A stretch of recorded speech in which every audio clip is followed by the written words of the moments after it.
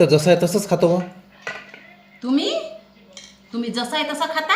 अरे बापा बापा बापा, लय चवण्या करता म्हटलं तुम्ही. चवणीची आहे नुसते. हेच काम आहे तुम्हाला.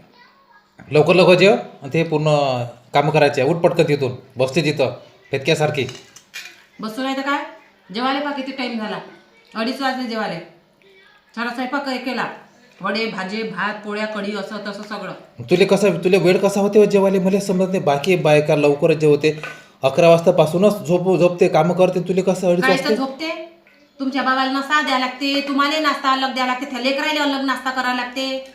हां, त्याच्या आंघोळी त्याला पाणी टाकून द्यावं लागते. आंघोळीले तुम्हाला द्यावं लागते. मी तर जसं कामं काही होते काय. मला काही 10-15 हात आहे काय पटापटा करत जाऊ. मी तर जसं आहे तसंच खातो मग. तुम्ही जसं आहे तसं खाता. अरे बापा बापा बापा, लय चवण्या करता म्हटलं तुम्ही. चवणीची आहे नुसते. जसे म्हणलं तसं खाता काय तुम्ही. आता बसली सारा निरी टिरी करून मी जेवायला बसली साऱ्या गावाच्या शेवट. तर तुम्हाला समजून नाही राहिलं काय. मी तर जसं म्हणलं तसं खातो.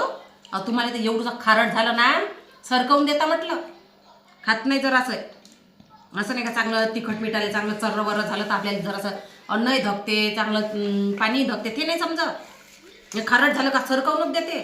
आणि तुला पटपट काम करायला काय झालं. मला दुसरी भाजी करावी लागते मग वेळेवर. त्या हातात फुरतही नाही का तुला पटपट काम करायला काय झालं. जेवणाच्या ताटावरून उठून मला दुसरी भाजी करून द्यावी लागते. तुम्ही काय एवढं सांगता हो मला. तुला पटपट काम करायला काय झालं सांग. 10-15 हात आहे का मला पटापट काम करू मी. म्हणूनच 2 हात आहे ना. 2 हात आहे ना मला देवान दिलेले. म्हणूनच तुला म्हटलं मी का एक बाई आपल्या घरी काम करायला आणतो. फरची पुसायला तू स्वयंपाक करत जाय आणि ते भांडे घासत जाईन. तू ऐकून आली काय. तू यासाठी सांगून राहिलो मी. चांगल्यासाठी सांगते. नवरा एक चांगला. बाई पैसे नाही घेईन का व. काम तुमच्या घरातले फुकट करून देईन का व ते. मी आहे ना एवढी मोठी बाई घरात कामं करायला. द्या ना मलाच पैसे. मला देत जाणं 5,000 रुपये महिना.